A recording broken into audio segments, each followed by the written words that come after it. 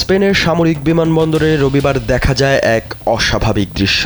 হ্যাজমট sweet, মুখে respirator, চারদিকে জীবাণুনাশক ছিটানো, সবকিছু যেন কোনো মহামারীর দৃশ্য।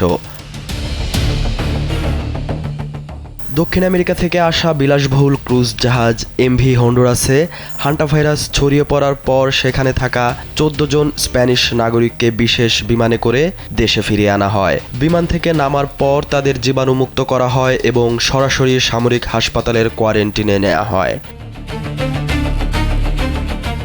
Presenting Walton Crystal Series. Switch to premium. Switch to Crystal. স্পেনের স্বাস্থ্য মন্ত্রণালয় জানিয়েছে, উদ্ধার হওয়া যাত্রীদের কারো শরীরে এখনও পর্যন্ত রোগের উপসর্গ দেখা যায়নি। তবে সতর্কতার অংশ হিসেবে তাদের মাদ্রিদের গোমেজুল্লা সামরিক হাসপাতালে পর্যবেক্ষণে রাখা হচ্ছে।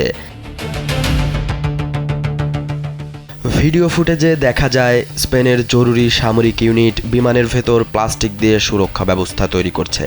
চিকিৎসা সরঞ্জাম ও স্ট্রেচারও প্রস্তুত রাখা হয়, যাতে আক্রান্ত কেউ থাকলে দ্রুত চিকিৎসা দেওয়া যায়। ক্রুজ জাহাজটি রবিবার সকালে স্পেনের ক্যানারি দ্বীপপুঞ্জের সবচেয়ে বড় দ্বীপ টেনেরিফে পৌঁছায়। তবে স্থানীয় মানুষের নিরাপত্তার জন্য জাহাজটিকে তীর থেকে দূরে নিয়ন্ত্রিত অবস্থায় রাখা হয়েছে।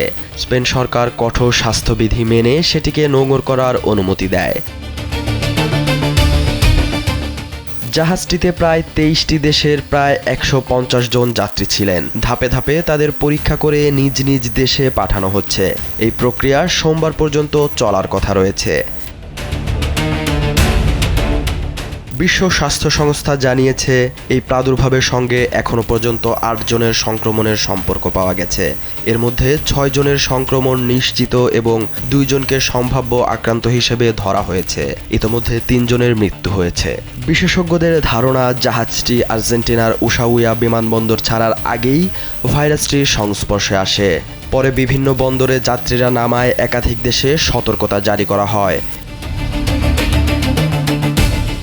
হান্টাভাইরাস সাধারণত ইঁদুর জাতীয় প্রাণীর মাধ্যমে ছড়ায়। আক্রান্ত ব্যক্তির জ্বর, শ্বাসকষ্ট ও ফুসফুসে জটিলতা দেখা দিতে পারে।